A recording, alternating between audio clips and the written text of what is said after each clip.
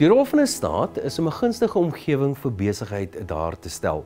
'n Stabiele geldeenheid speel 'n kernrol daarin. Maar wat as dit nie die geval is nie? Wat as dinge soos slegte politiek en korrupsie 'n voorspoedige samelewing in gevaar stel? Is daar 'n manier wat ons iets self aan die saak kan doen? Is daar 'n manier om sake staatsbestand te maak? Kom luister na my, Davie Rood by AfriSake se konferensie oor vooruitsigte vir staatsbestande sake, waar ek spesifiek gaan gesels oor vooruitsigte vir staatsbestande geld.